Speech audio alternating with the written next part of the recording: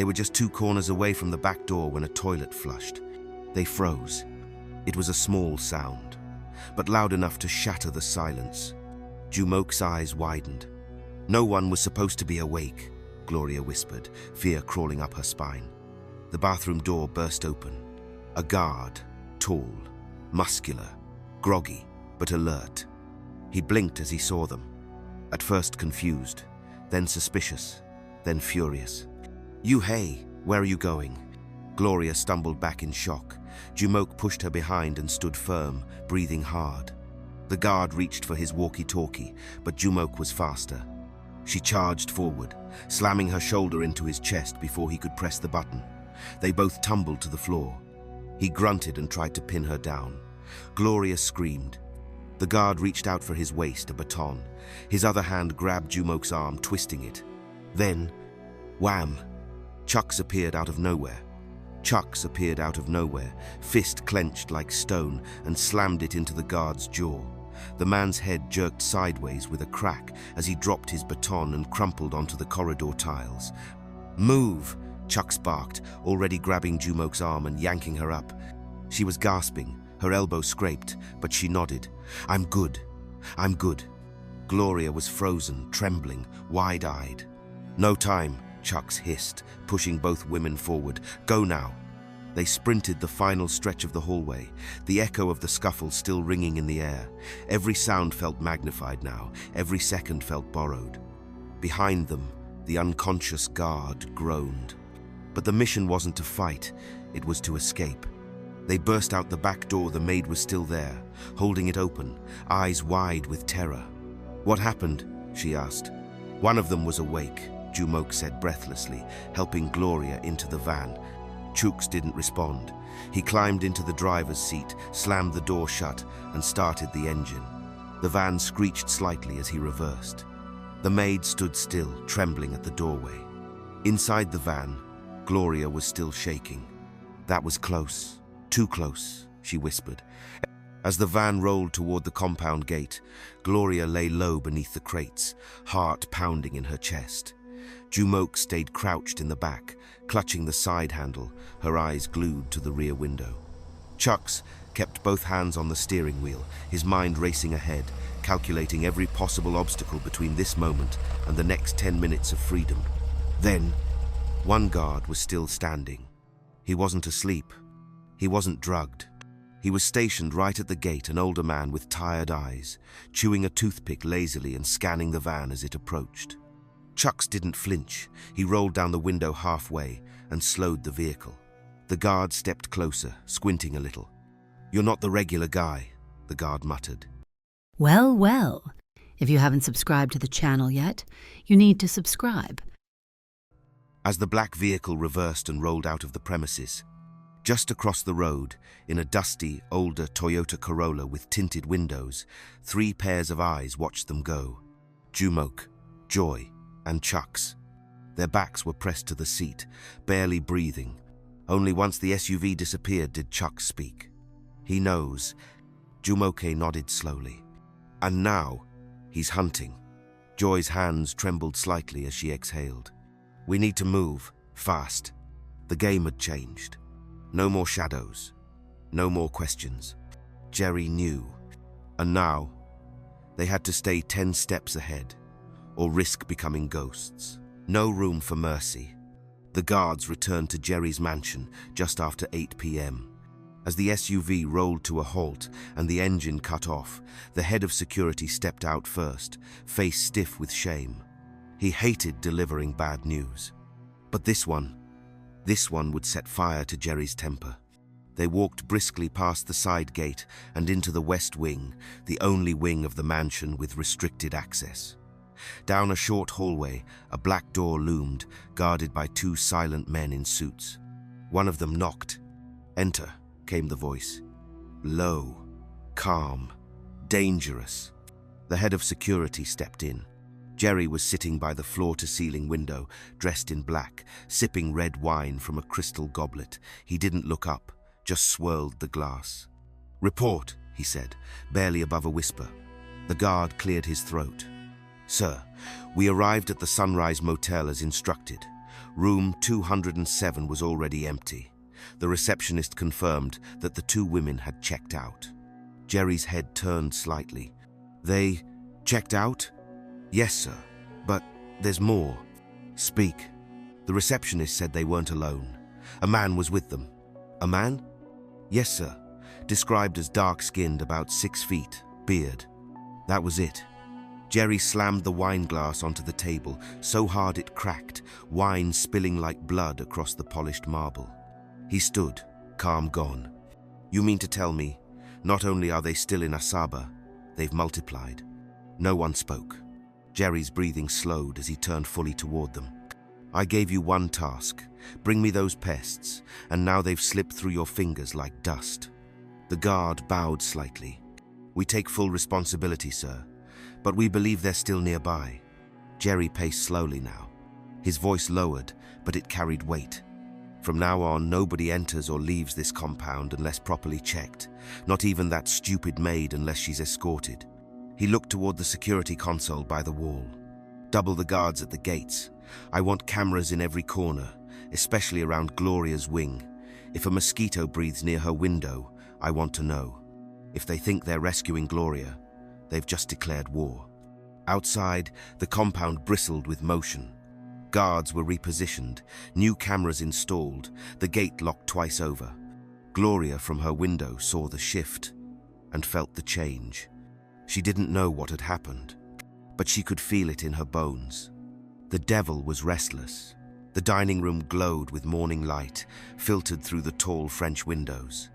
The table was already set fresh fruit, fried yam, fried eggs with scent leaves, and golden brown plantain. A maid stood at the corner, still as a statue, while Gloria sat across from her husband. Jerry. He was in light blue senator wear, wristwatch gleaming, skin oiled, lips curved in that arrogant smile that never reached his eyes. Eat, my darling, he said calmly, slicing into a pear. Your silence is not charming today. Gloria lowered her gaze and picked at her food. She barely touched it. Her hands trembled slightly, but she masked it well. She knew deep inside that he knew something. And she was right. Jerry leaned forward, his voice still sweet. So, he said, sipping fresh juice, I heard your friends are in town. Gloria's hand froze over her fork, just for a second, but it was enough. Yeah, Jerry chuckled softly. Don't act shocked. You think I don't have eyes in this city?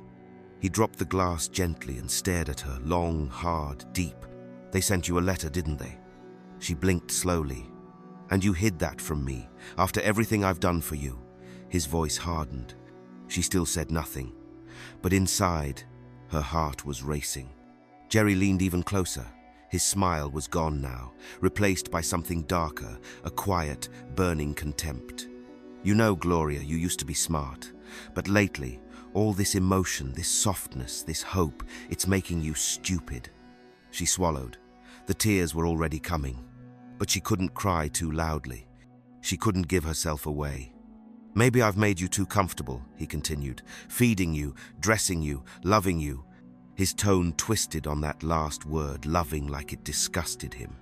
I took you out of that tiny world you were living in and gave you the stars, and you repay me with secrets. Her lips trembled.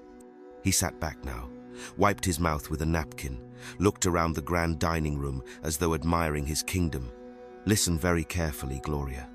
This house is your home, your prison, and if you ever try to run, it will be your grave. Silence. Only the ticking of the grandfather clock behind them. She dared not meet his gaze. Her shoulders trembled as tears streamed silently down her cheeks. But still, not a word. Jerry stood up, buttoning his jacket. I'm traveling later today. Campaign rally in Ogwashiyuku. I'll be gone for a while. He paused at the doorway. When I return, he glanced at her over his shoulder, smiling coldly. We'll finish where we stopped. Jerry stood up, buttoning his jacket. He turned toward the door, but then paused. His eyes slowly drifted to the maid standing silently by the wall, the same maid who had been in the background the entire morning, motionless yet alert. She felt his gaze before she saw it. He looked at her long and hard, then said coldly, I now have my eyes on you. The words sliced through the air like a blade. The maid flinched slightly, bowed her head, and whispered a soft, "Yes, sir." But her hands were already clammy. Her heart pounded. She knew somehow Jerry had sensed something. Jerry didn't wait for a response. He turned, adjusted his sleeves, and strode out of the dining room like a king walking through his empire. As the heavy doors closed behind him, a sickening silence returned. Gloria didn't move. The maid didn't breathe. Only the soft ticking of the clock continued like a countdown. The heavy sound of Jerry's SUV pulling out of the compound echoed like a bell of temporary freedom. As the gates shut behind him, a tense silence settled over the mansion. Gloria sat still for a moment at the dining table, eyes locked on nothing. Then she rose.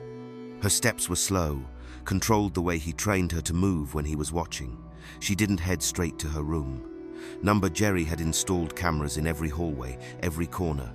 He called it security. But there was one place untouched, the provisions store beside the pantry, the one room that escaped his paranoia.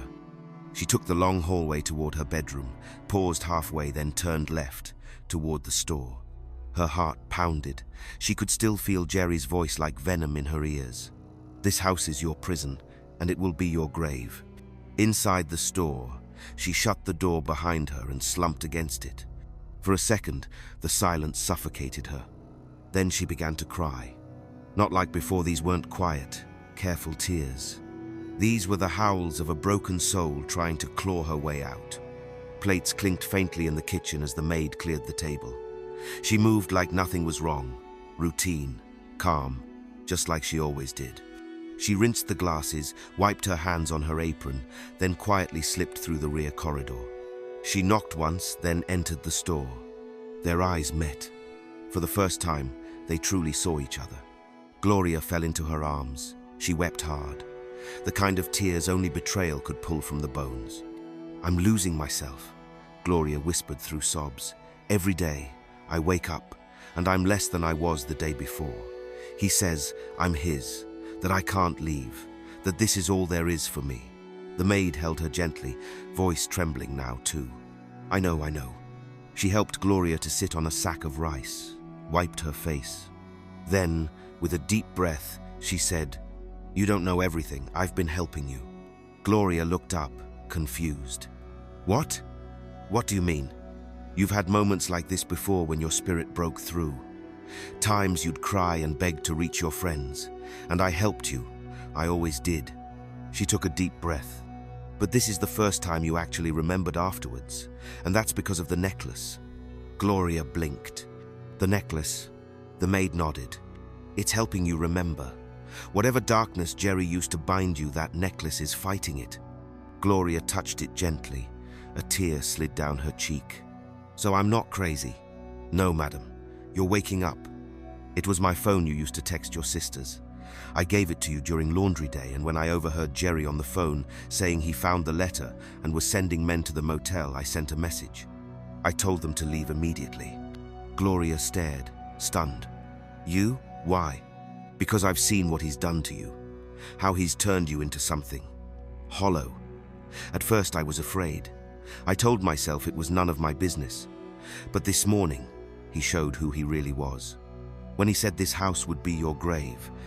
She looked at Gloria with fire in her eyes now. "That man is the devil. We're getting you out, madam. I don't know how yet, but you won't die in this house." For the first time in months, Gloria felt a flicker of hope, faint, fragile, but real. There was someone on the inside. The new hotel room was nothing fancy, a small suite at Palm Crest Inn, just off the expressway. The air conditioning hummed in the background, but the air inside the room still felt heavy. Jumoke sat by the window, arms crossed, eyes scanning the quiet street below like a soldier on night watch. Joy lay sprawled on the bed, her shoes still on, one leg bouncing anxiously. Chucks paced slowly, trying to keep his thoughts organized, but his mind was buzzing. "I still can't believe how close that was," Joy muttered, breaking the silence. "They were looking for blood," Jumoke added. "The way those guards stormed the motel, that wasn't a casual visit." Chuk sighed. "They didn't even ask questions, just demanded the key. That receptionist almost wet herself." Jumoke turned. "You saw how they looked when they left, though confused." Chooks nodded. That's the only reason we're still here. The room fell quiet again. Then, suddenly a phone rang. It was Joy's phone. Unknown number. She exchanged a look with Jumok, then Chooks. Slowly, she picked it up and swiped to answer. Hello? The voice that followed was frantic, breathing heavy, choked with tears. Joy, Joy, it's me, it's Gloria. Joy gasped, her hand flying to her mouth. Gloria, oh my God. Jumok jumped off the chair and rushed to her side. He knows, he found the letter. He said this house is my prison and it'll be my grave. Joy, I'm scared. I feel like I'm losing my mind. Tears streamed down Joy's face instantly. Gloria, breathe. We're here. We're in Asaba. We're close. He looks at me like I'm not human anymore, Gloria sobbed. I wanted to scream at the table, but I couldn't. I can't talk anywhere. Cameras are everywhere except the store. That's where I'm calling from now. The maid, she's helping me. But I don't know for how long. Jumok leaned into the speaker. Gloria, we will get you out of that house, you hear me? You are not alone. I miss you both. I miss me. I don't even remember who I am anymore. Chuck stepped forward and gently took the phone from Joy's trembling hands. Gloria. Her breath caught. Chucks? I'm here, sis. Chucks, where's Mum? Dad? They're fine. I've been speaking to them. They're praying every day. They miss you like crazy. But listen to me, you're coming home, no matter what it takes. I swear to you, even if it's the last thing I do, I'll bring you back. You really think I can be free? I don't think. I know. There was silence on the other end. Then a whisper. Thank you. Then the line went dead. Just as Chucks lowered the phone and the air in the room began to settle, Joy's screen lit up again. A new message. Unknown number. She opened it immediately. This Friday. That's your best shot. He's out of town. I'll find a way to get her ready. Be ready. Joy read it out loud, her voice trembling. Jumoka jumped to her feet. Friday. That's in 2 days. Chucks grabbed the phone to read the message again himself. Jumok looked from one to the other. No room for fear. We go in, we take her, we vanish. Chooks nodded. This isn't just a rescue, it's war. They didn't know what Jerry would do if he came back and found Gloria gone. They didn't know what they would find inside that mansion. But they knew one thing. By 8 a.m., the sun had already begun to rise with a kind of sharpness that made Asaba feel hostile. But inside the dusty van, tension was thicker than the heat. Chucks wiped the sweat from his neck as he waited at the junction just 2 blocks from Jerry's estate. Jumok and Joy sat quietly in the back seat of the SUV parked nearby, eyes fixed on the road ahead. 5 minutes later, the fruit van arrived, the exact one that had made consistent Friday deliveries to Jerry's mansion. The driver, a man in his late 30s with suntanned skin and wary eyes, stepped down and walked over.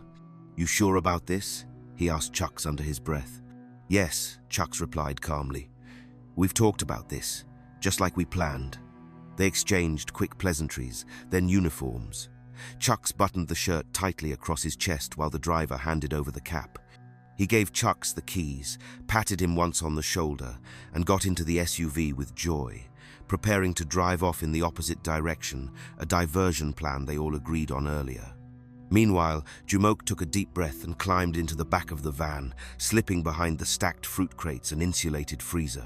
It was tight, dark, and the air was already suffocating. You okay back there? Chucks called out quietly. I've been in worse places, Jumok whispered back with a smirk. And with that, Chucks turned on the ignition. Jerry's estate had double metal gates flanked by cream-colored concrete pillars. Armed guards stood at either side. One familiar face recognized the van but squinted at the driver. Where's Musa? The guard asked, stepping closer. Chucks remained calm. He called in sick, he said confidently. His wife's been diagnosed with cancer.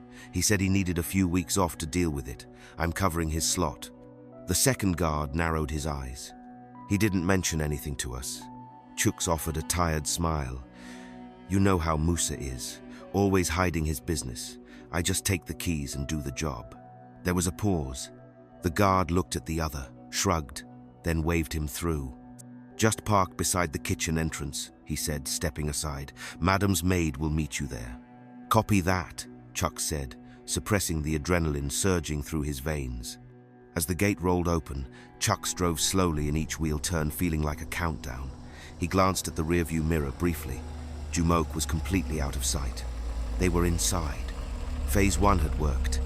But they all knew too well plans don't always unfold as intended, and Jerry's house was no ordinary house. What lay ahead was a mansion full of secrets, shadows, and surveillance. The real mission was just beginning. The tension inside Jerry's campaign convoy was hidden behind smiles, expensive agbadas, and loud chants of "Jerry for Senate." But inside the armored black SUV, Jerry Okafor sat stone-faced, chewing silently on a toothpick, staring out the tinted window. His phone buzzed. "Sir, we just landed in Ogbaru for your town hall." The voice on the other end was his media aide. "I'll be there in 15 minutes, Jerry replied, cold and focused. The election was just 7 days away. And it wasn't just any election, it was his destiny, his gateway to power on a level beyond mortal reach. He had come too far, spilled too much blood, and bartered too many spirits to lose now. But his real concern wasn't the opposition. It was home. Gloria. Something was off. The moment he saw her eyes during breakfast, something had shifted, a crack in her spell. Her tears weren't mechanical anymore. She was present, aware. That stupid necklace, that stupid maid. Jerry clenched his fist. He remembered the letter. He remembered the names: Jumoke, Joy, Sunrise Motel. All of it had been a slap in the face, an insult to everything he had sacrificed. And the moment he returned from this campaign tour, he was going to remind his wife why she was in his house to begin with. He picked up his phone and dialed. "Yes, sir?" came the gravelly voice of his head of security. "I'm coming back Friday night. Listen carefully. That house must be impenetrable. Nobody in, nobody out. If Gloria so much as steps a toe outside, I will skin you myself." "Yes, sir." Already doubled security around the house, a guard at every entrance. He ended the call without waiting for a reply. Jerry's car sped through the dusty outskirts of Ogbaru, campaign banners fluttering along the roadside. Inside the SUV, his phone screen lit up with dozens of reminders, meetings, speeches, press briefings. But only one date mattered. Friday. And not just any Friday. Easter Friday. The world would be remembering a man who died for love and salvation. Jerry, he was preparing to enslave a soul to darkness. The irony made him smirk. "Let them fast and pray," he muttered to himself, "while I feast on power." This year's Easter was the final gate, the blood moon, the sacrifice, and the rebirth. His spiritualist had warned him, "Do not fail to feed the calabash this Friday. If you do, everything you've built will turn to ash." And so, Gloria had to be ready, submissive, bound. Back at the mansion, the compound was eerily quiet. Gloria sat in her room, her hands trembling slightly as she pressed her palm over the necklace, whispering a silent prayer. She didn't know if her friends were close. She didn't know if this plan would work. But she knew one thing: Jerry was returning, and tomorrow night, her soul would not survive. Meanwhile, the guards moved about like soldiers under spell. The gates were reinforced, routes locked, doors double-bolted. They were preparing, but they had no idea who was already inside. Chucks adjusted the collar of his borrowed uniform and checked his phone. 1 bar, just enough. He closed his eyes for a second. Memories flooded his mind, not of family, but of war drills, ambush formations, covert entry, and escape tactics. He was no ordinary brother. Chucks had once trained as a combat soldier, a promising recruit under Nigeria's military special operations unit, until a respiratory condition, a collapsed lung from a training accident, cut his journey short. Medically discharged, honorably, but painfully. Most people never knew, but Jumoke had always said it. You carry your chest like a man who's seen fire. And it was true. Though he had been forced out of the force, the discipline never left him. It was this same training that had given him the boldness to track down his sister, to enter enemy territory without panic, to keep his mind calm even as death hung in the air. He inhaled slowly, controlled, measured, "Ah, Mr. Chucks," the maid called out. "I hope you came with fresh fruits today." "Oh," she called out cheerfully. Chucks gave a tight nod, pushing the first basket into her hands. Jumok had already slipped past the crates and ducked into the narrow kitchen hallway. The store, their agreed meeting point, was 2 turns in, just past the pantry. She moved with practiced stealth, like someone who had broken into hearts before. Quiet, intentional. Inside the main compound, one of the younger guards approached the maid. "Auntie Blessing, una no go share this fruit give us? Abi we de guard spirit?" The maid laughed lightly. "No be Easter again? Make Una come collect something Jer." She handed him 2 apples and a bunch of grapes. Another guard soon joined, then another. Within minutes, the courtyard guards, the ones closest to Gloria's wing, had formed a loose, hungry cluster. Everyone wanted a bite. "Grapes day. I beg give me banana join. Chai, this na correct fruit, oh." She moved gracefully, joking with them, buying time with every giggle, every apple, every Easter blessing. The baskets were half empty by the time she circled back toward the kitchen where Gloria was already waiting inside the store. Gloria stood in the shadows, her fingers trembling. Jumoke appeared beside her. They didn't speak. They hugged. Tight, painful, wordless. And in that moment, all the weight of time, betrayal, and silence fell between them like broken glass they had both walked on for too long. Outside, Chucks leaned against the van, nodding politely as another guard passed by, munching on fruit. They moved like whispers. Jumok led the way, holding Gloria's hand tightly as they slipped through the dim hallway, the soft click of their slippers almost lost beneath the hum of the generator outside. Every turn was mapped out. They tried to avoid the camera angle as much as possible. Every breath calculated. They were just 2 corners away from the back door when a toilet flushed. They froze. It was a small sound, but loud enough to shatter the silence. Jumok's eyes widened. "No one was supposed to be awake," Gloria whispered, fear crawling up her spine. The bathroom door burst open. A guard, tall, muscular, groggy, but alert. He blinked as he saw them. At first confused, then suspicious, then furious. "You hey, where are you going?" Gloria stumbled back in shock. Jumok pushed her behind and stood firm, breathing hard. The guard reached for his walkie-talkie, but Jumok was faster. She charged forward, slamming her shoulder into his chest before he could press the button. They both tumbled to the floor. He grunted and tried to pin her down. Gloria screamed. The guard reached out for his waist, a baton. His other hand grabbed Jumok's arm, twisting it. Then, wham! Chucks appeared out of nowhere. Fist clenched like stone, and slammed it into the guard's jaw. The man's head jerked sideways with a crack as he dropped his baton and crumpled onto the corridor tiles. "Move!" Chucks barked, already grabbing Jumok's arm and yanking her up. She was gasping, her elbow scraped, but she nodded. I'm good. Gloria was frozen, trembling, wide-eyed. "No time," Chucks hissed, pushing both women forward. "Go now." They sprinted the final stretch of the hallway, the echo of the scuffle still ringing in the air. Every sound felt magnified now, every second felt borrowed. Behind them, the unconscious guard groaned. But the mission wasn't to fight, it was to escape. If you did watch this video to this extent, please like, share and subscribe. Do so to encourage us for more videos like this. Thank you. They burst out the back door. The maid was still there, holding it open, eyes wide with terror. "What happened?" she asked.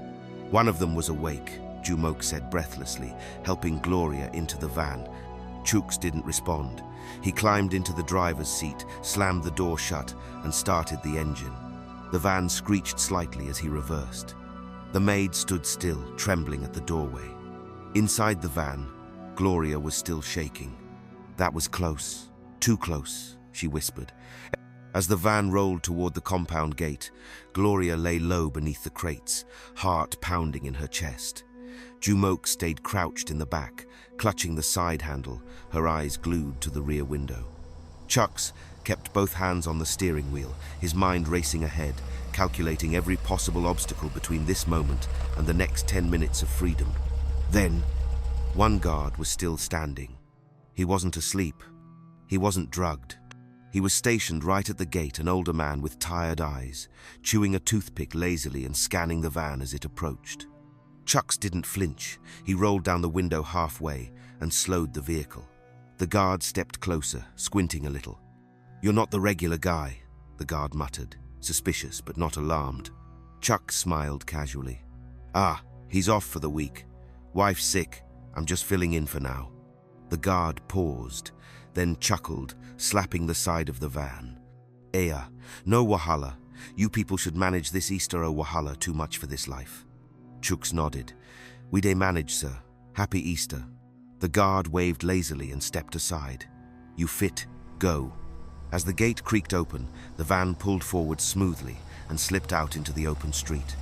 Inside the van, Jumok exhaled for the first time in what felt like hours. "He saw us," she whispered. "But he didn't see us," Chucks replied grimly. "And that's all that matters."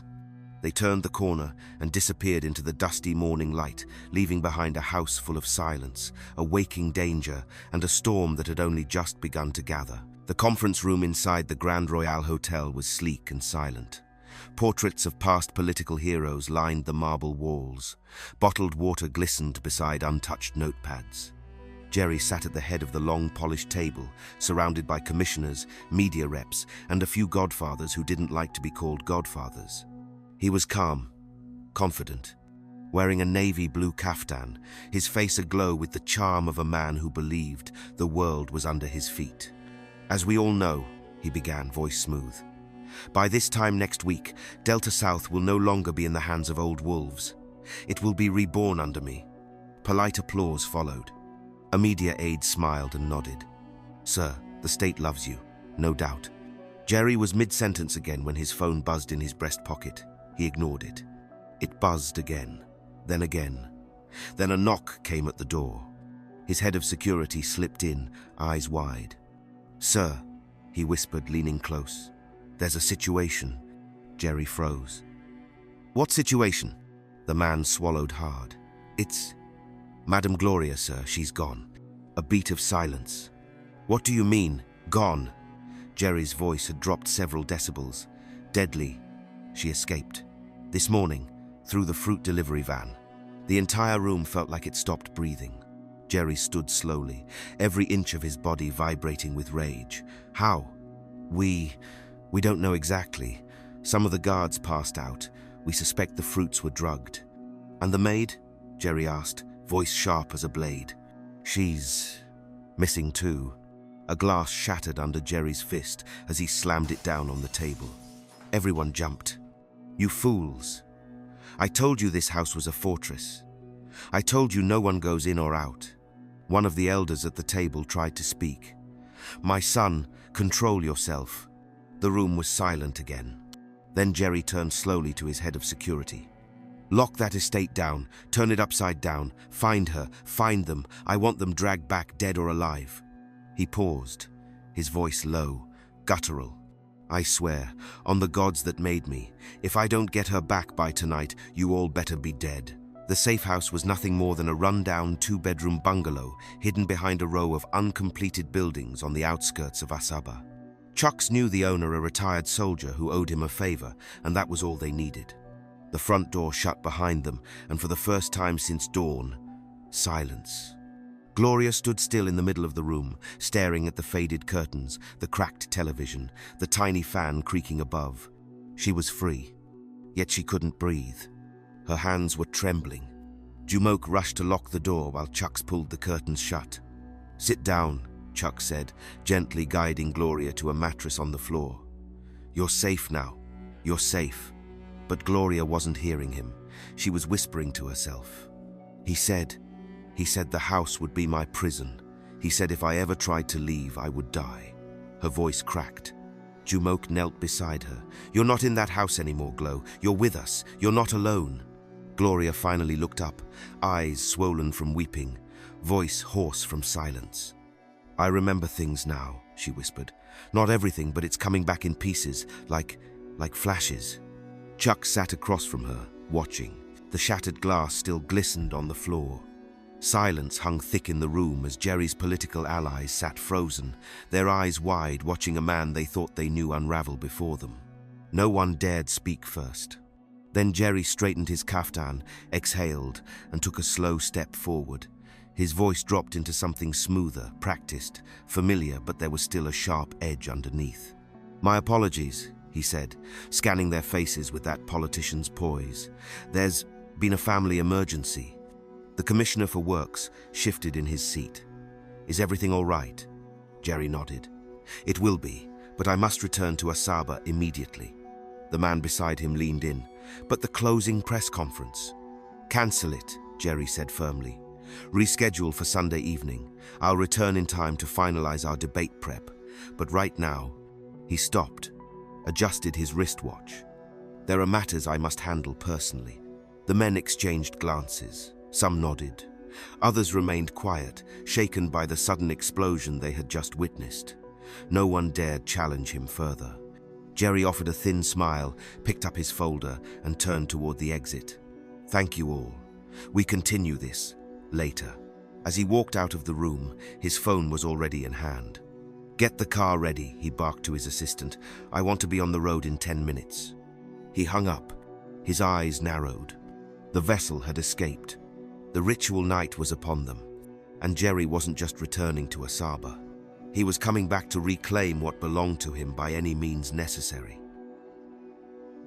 The silence in the hideout was louder than any scream. Chuck sat on the worn-out couch, eyes locked on Gloria. She was lying on the mattress, barely asleep, her body twitching every now and then, like something was pulling her from the inside.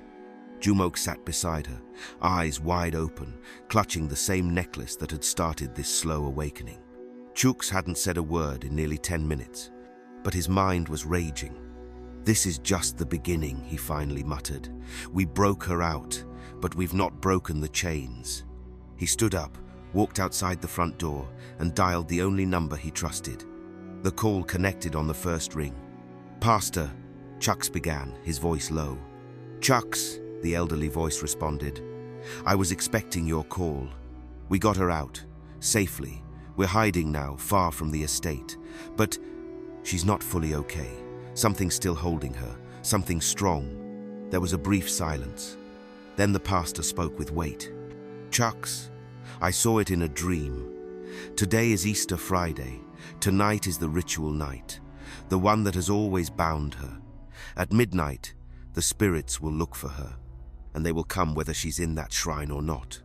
Chucks felt a chill crawl down his spine. "So what do we do?" "You must pray," the pastor said firmly.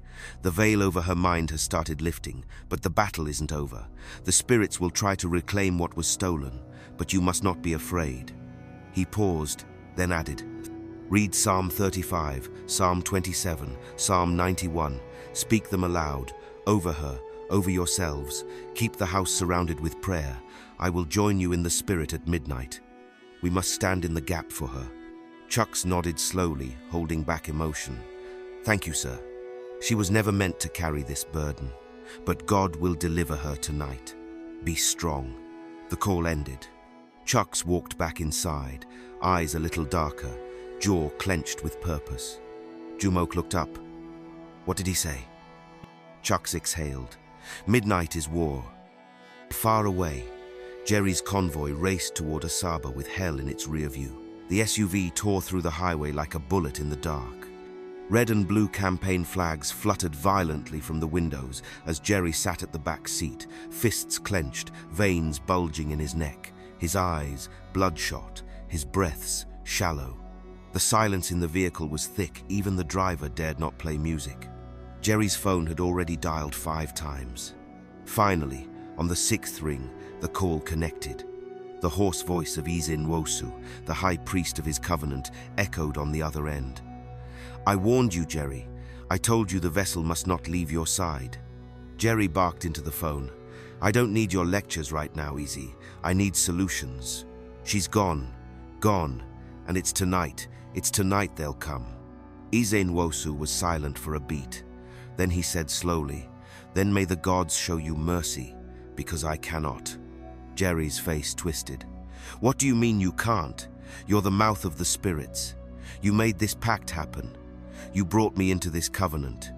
Ise Nwausu's voice dropped, and that covenant was clear. Every ritual must take place on a transition night, and tonight is one of the holiest. Easter Friday, the night of sacrifice, the night when veils are thin and spirits roam free. He continued, when the chosen vessel is missing, the altar is mocked. When the spirit finds no flesh to possess, the binding will rupture, and the debt will come due. Jerry's mouth ran dry. You mean they'll come after me? No, Jerry. Easy's voice was heavy. They'll come after everything you love, and if you run, they'll find you. If you hide, they'll wait for you. Jerry's voice cracked for the first time. So what do I do? Ise Nwausu sighed deeply. Get her back before midnight, or pray that madness comes gently. Then the call cut. Jerry screamed and flung the phone across the SUV. It bounced off the front dashboard. Speed up, he yelled at the driver. I don't care what it takes, just drive. He leaned back, panting. For the first time since the covenant began, Jerry was scared. Not of Jumoke, not of Chucks, but of the very gods he had once called friends. The newsroom buzzed with urgency. Camera lights flicked on, producers waved frantically. A banner rolled across the screen. Breaking news. Senatorial candidate Jerry Anyanwu declares wife missing. On screen, Jerry sat calmly in a perfectly tailored ash-colored kaftan. His face was somber, voice subdued, a masterclass in performance. To the general public, I come to you tonight not as a politician, but as a broken man and a husband in pain. He paused for dramatic effect. The silence was deafening. My beloved wife, Gloria Anyanwu, has gone missing from our home in Asaba. She was last seen on Friday morning.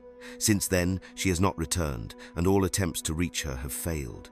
He reached for a handkerchief and dabbed the corners of his eyes. The tears weren't real, but the performance was award-winning. I'm appealing to Nigerians, please. Help me find my wife. I fear for her safety, and worse, I fear she may have been misled by dangerous people. The screen switched to a photo of Gloria, smiling from a previous campaign rally. Then another flashed up. Suspected accomplice, image of the maid. This woman, Jerry continued, pointing at the screen, was last seen leaving our estate shortly before Gloria vanished. Her name is Rose. She was my house assistant and the primary suspect. Then came the final blow. 4 million cash reward for any useful information leading to her arrest. The broadcast ended with a hotline number and a watermark of Jerry Care's initiative at the bottom corner of the screen. Back at the hideout, Jumoke's eyes widened as she stared at the television in horror. She's made her a missing person. Chucks grabbed the remote and killed the volume. He just turned the whole country against us, and the maid, her face is everywhere now. Gloria stood by the curtain, frozen. Her body trembled. He wants me back, Jumoke added bitterly. He doesn't want you, Gloria. He wants to use you. They all sat in stunned silence. The clock on the wall ticked loudly. Only 4 hours left till midnight. And now, the whole of Nigeria was hunting Gloria. The room was quiet, too quiet. The television still showed a loop of Jerry's press briefing, the reward plastered across the screen. Gloria's photo faded in and out beside the maid's, labeled accomplice. The door creaked open. It was the maid, her face pale, eyes wide with disbelief. She clutched her scarf tighter, as if it could shield her from the truth she had just witnessed. My face is on the news, she whispered. Jerry has made me a fugitive. Jumoke rushed to her. We're so sorry.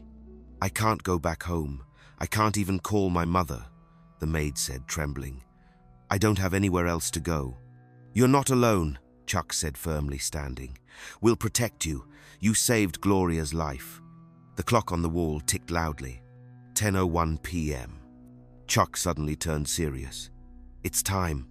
Jumoke looked at him, confused. Time for what? He looked at the maid, then Joy. The pastor said tonight is a ritual night. The spirits, they'll come looking, and when they don't find Gloria at the altar, they'll come here, he said, his voice low and heavy. The room fell still. Joy clutched her phone tighter. You mean spiritually? Yes, but this is not like anything you've imagined. Chucks replied. He told me the binding was sealed in blood, and tonight the spirits will come to reclaim what they believe belongs to them. The maid sat down slowly, face gone cold. What? What happens if they do? If we don't cover her in prayer, she could be taken spiritually. Her body is safe here, but her soul, Chucks paused. Her soul is still marked. Gloria had already gone to bed, exhausted from the emotional roller coaster. We have to start now, Chucks said. Psalm 35, Psalm 91, Psalm 27. We have to surround this place in fire. He pulled out the Bible, worn from use. Joy and Jumok both nodded, fear now crawling up their necks. As Chucks began reading aloud, the maid lit another candle. The Lord is my light and my salvation, whom shall I fear? The Lord is the stronghold of my life, of whom shall I be afraid? Though an army besiege me, my heart will not fear. Though war break out against me, even then I will be confident. Each verse was a sword in the dark, each word a shield. The wind outside howled suddenly, causing the curtain to flutter violently. Inside the room, the spiritual atmosphere began to shift. Midnight was near. Inside the hidden chamber beneath Jerry's Asaba mansion, the air was thick with incense and dread. The shrine glowed a faint red. The floor was smeared with old blood. Candles surrounded a blackened calabash, resting in the center of an ancestral symbol drawn in chalk and palm oil. Jerry stood shirtless, his body marked with symbols, his chest heaved with fury and fear.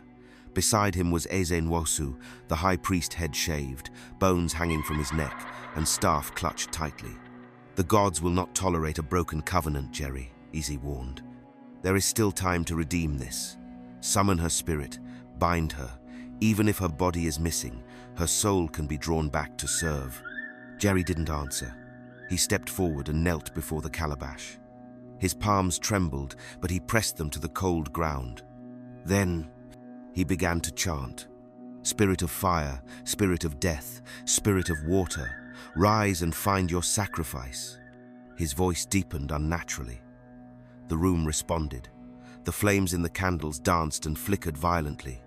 The calabash trembled as if something inside it stirred. It was 11:30 p.m. The priest joined in now, chanting in a haunting call and response rhythm. Sweat poured from their bodies, but they didn't stop. They couldn't. Then suddenly a gust of wind blew through the sealed chamber.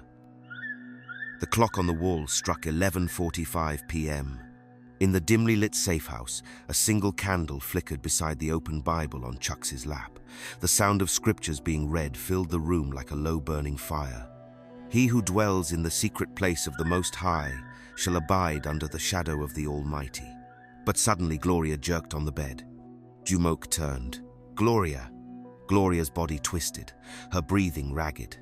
Then, her eyes flew open. They were wide, vacant, almost not hers.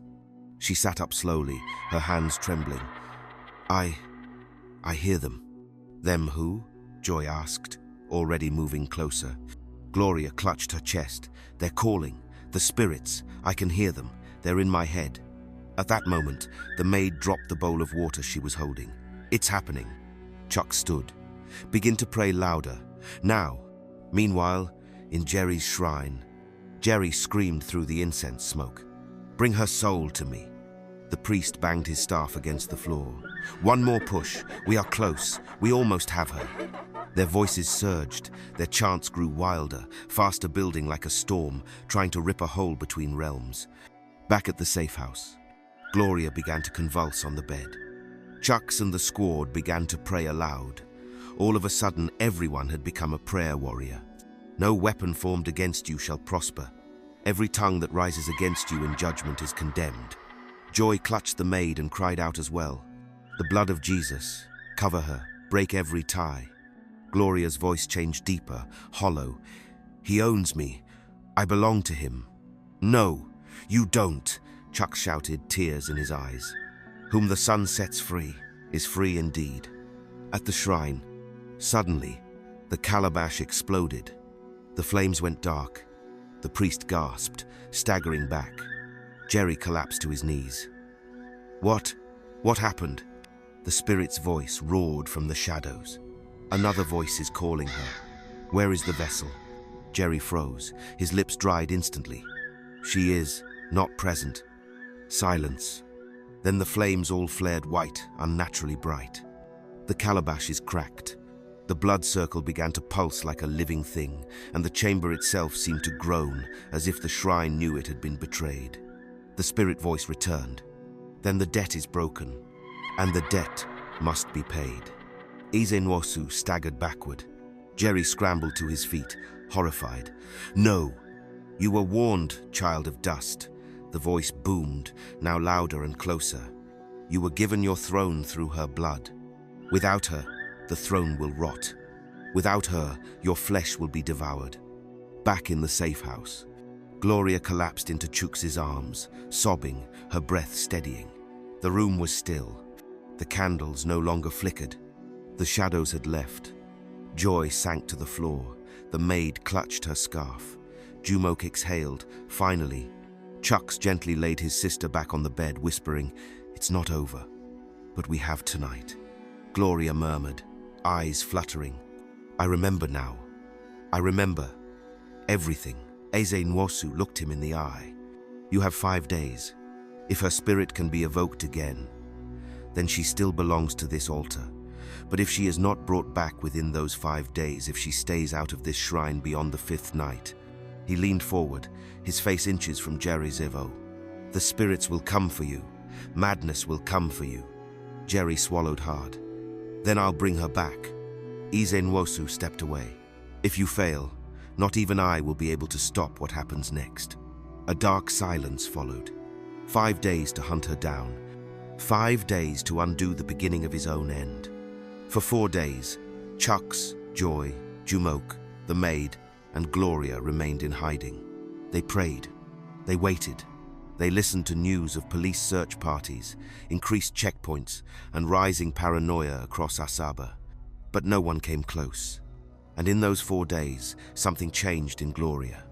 Each morning, her eyes became clearer, her voice steadier, her spirit lighter. The fog that once clouded her mind lifted day by day until she began to speak. Really speak. Gloria began to recall everything. The wedding night, the blood ritual, the red wrapper, the calabash, the chanting. Every midnight, I would walk there like I wasn't even me. I'd kneel, raise the calabash, and money would appear by morning. But I didn't know where I was. I didn't know who I was. I was just gone. Tears streamed down her face as she recalled the nights Jerry helped her back to bed like nothing happened. I thought love meant loyalty. I thought God would change him if I just stayed. Her friends held her, and for the first time in months, Gloria wept freely as herself. Meanwhile, on Jerry's side, by the 4th day, Jerry was unraveling. No sleep, no leads, no peace.